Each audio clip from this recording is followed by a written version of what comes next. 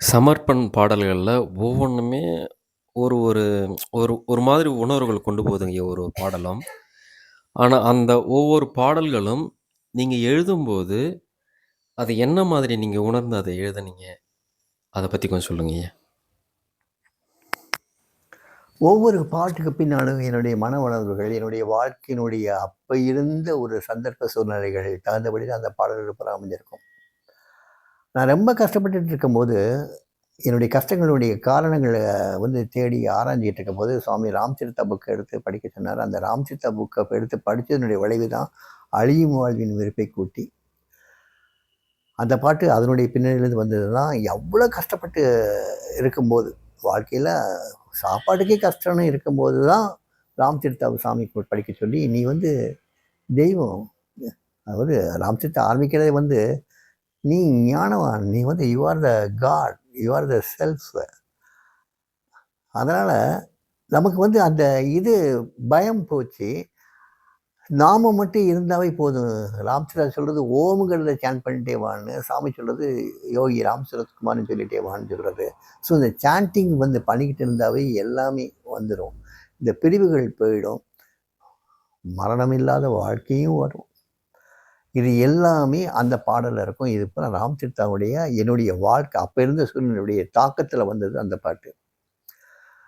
இன்னொன்னு கொஞ்சம் கொஞ்சமா அப்படியே நாட்கள் செல்ல செல்ல செல்ல செல்ல ஏதோ ஒண்ணு அடையணுமோ, அந்த அடையறதுக்கு நமக்கு சில சாதனங்கள் வேண்டியிருக்கோ, நமக்கு குருவினுடைய அருள் வேணுமோ, இதெல்லாம் கேட்கறதுக்காக கண்டு சொல்லாயோ. நம்ம சொன்னா சாமி கேட்க மாட்டாரு. முருகனை விட்டா சொல்லுவோம். என்னுடைய இஷ்ட தெய்வம் முருகன். அப்ப முருகனை விட்டாவது சொல்லுவோம். சரி முருகன் சொல்லியும் கேட்கலைன்னா முருகனுடைய அப்பன் சிவனை விட்டாவது கேட்க சொல்லுவோம். அவன் இப்படிலாம் கஷ்டப்படுறானே அப்படின்னு. அப்ப ஒரு தாபத்துல இருந்து நம்ம இன்னும் ஏதோ அடையணுங்கிற ஒரு வேகத்துல இருக்கும்போது அந்த பாட்டு வந்துச்சு. அடுத்து சாமியினுடைய அழகுல பிரமிப்பு பார்க்கும்போது யோகிராம் சுரத்குமார் ஆனந்த அழகா அந்த பாட்டு வந்துச்சு. சாமியினுடைய அந்த முழுமையினுடைய அந்த அழகு, அவருடைய ஒவ்வொரு ஜெஸ்டரும் அந்த ஒரு பிரமிப்பை கொடுக்கும்போது அதனுடைய தாக்கம் தான் அந்த பாட்டு.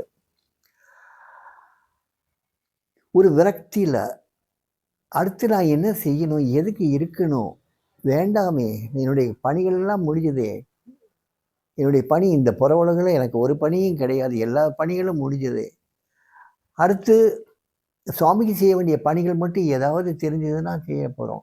நமக்கு எந்த பணிகளும் சாமி இது வரைக்கும் கொடுக்கவும் இல்லை, நமக்கு அதுக்கு தகுதியானவனான்னு தெரியவும் தெரியாது. ஸோ இப்படி இருக்கும்போது நம்ம இப்படி வாழ தேவையில்லையே நினைக்கும் போது தான் நின் பணி இனியேது முண்டனில்னு அந்த பாட்டு வந்துச்சு. அது அந்த மாதிரி சுவாமியினுடைய பணி இருந்தால் அது மட்டும் இந்த சரீரம் செய்யட்டும், இல்லைன்னா இந்த சரீரம் மண்ணுக்குள்ளே போகட்டும்னு வந்துச்சு. சாமிக்கு அந்த பாட்டு ரொம்ப பிடிச்சது. அதுக்கப்புறம் என்னமோ தெரியல, சாமி அடுத்தடுத்து வேலை கொடுத்துக்கிட்டே இருந்தார். என்னென்னமோ வேலைகள் கொடுத்தார்.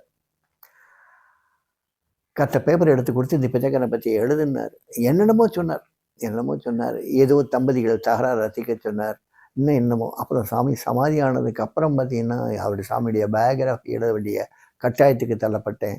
சாமியினுடைய அந்த இன்சிடென்ட்ஸ் எல்லாமே ரெக்கார்ட் பண்ணுறதுக்காக, எல்லாத்தையும் இந்த காஸ்பல் ஆஃப் யோகிராம் சிவகுமார்ங்கிற புக்கை எழுதணுங்கிறதுக்காக, இதெல்லாம் நிறைய வேலைகள் இந்த மாதிரி வேலைகள் கொடுத்து அந்த வேலைகள்லாம் செஞ்சோம். இப்போ இந்த வேலையை கொடுத்துருக்காரு. ஏதோ ஒன்று சாமி பற்றி பேசுகிறதுக்கு இந்த ஒரு வேலையும் கொடுத்துருக்காரு. இந்த வேலைகள்லாம் என்றைக்கு முடியுமோ தெரியல. அது வரைக்கும் இந்த சரீரம் என்ன இருக்க போகுது. இன்னும் ஒவ்வொரு அந்த பாடல்கள் பூராமே சாமி முன்னால் பாடப்பட்ட பாடல்களாக இருந்ததுனால, அது எல்லாருடைய மனசையும் ஏதோ ஒரு வகையில் ஒரு விதமான ஒரு தாக்கத்தை ஏற்படுத்தியிருக்கும். ஏன்னா, நான் அதை சாமி ரசித்து அனுபவித்த பாடல்கள். இந்த பாடல்கள் பூராமே என்னால் எழுதப்பட்டுங்கிறத என்னாலே நம்ப முடியல. இது ஏதோ ஒரு வகையில் இட் ஃப்ளவர். இதெல்லாம் அதான் மலர்ந்த புஷ்பங்கள். ரொம்ப நறுமணம் தரக்கூடிய புஷ்பங்கள். சாமிகிட்ட கேட்க வேண்டியது என்னன்னு கேட்கறதுக்கு என் முதல் பாடலாக தான்.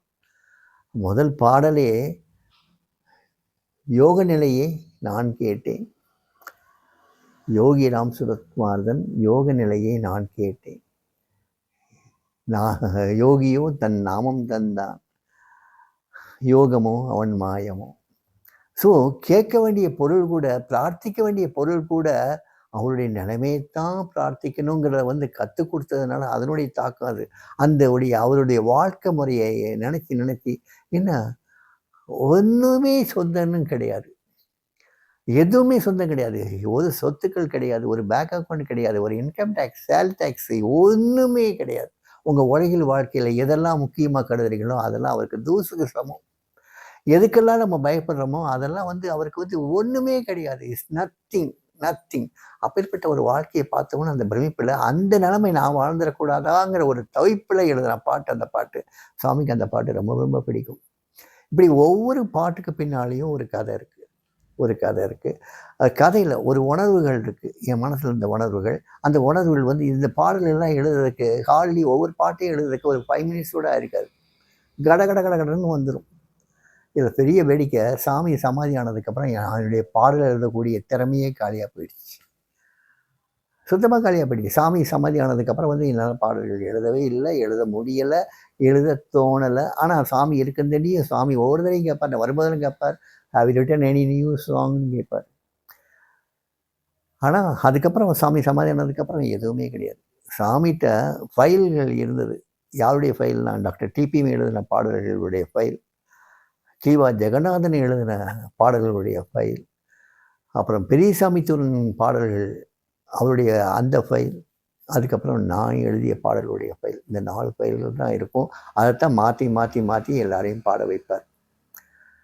இந்த பாடல்கள் பூராமே சமர்ப்பணம் இல்லை. இந்த பாடல்கள் பூராமே அவருதான தவிர்த்து என்னது கிடையாது. என்னது கிடையாது. ஏன்னா என்னதுன்னு இருந்தால் சாமி சமாதி ஆனதுக்கு அப்புறமா ஏதாவது எழுதியிருக்கணும்ல. ஆன்னு எழுதலை. சும்மா இருக்கேன். ஏதோ மற்ற காரியங்கள் பண்ணிகிட்ருக்கேன். ஸோ இந்த பாடல் பூராமே சாமி இந்த லோக சேமத்துக்காகவும் தன்னுடைய பக்தர்களுக்காகவுமே கொடுக்கப்பட்ட பாடல்கள். இந்த பாடல்கள் வந்து எல்லார் வீட்லேயும் ஒலிக்கணும். இதனுடைய அர்த்தத்தை தெரிஞ்சுக்கணும். இதை தனிப்பட்ட முறையில் வந்து யாரும் சொந்தம் கொண்டாடக்கூடாது. இதை எல்லா பக்தர்களுக்கும் இது சென்றடையணும். இந்த பாடல்கள் மட்டும் இல்லை, இந்த மாதிரி உள்ள பல பாடல்கள் இருக்குது. பல கவிஞர்கள் எழுதின பாடல்கள் இருக்குது. எல்லாமே சேர்ந்துச்சுன்னா ஏதோ ஒரு விழிப்புணர்வு ஏற்படும். நமக்குள்ள ஒரு ஒரு விழிப்புணர்வு ஏற்படும். அதனால் எல்லாருமே இந்த மாதிரி பாடல்களை பார்க்கட்டும், கேட்கட்டும், புரிஞ்சுக்கட்டும்.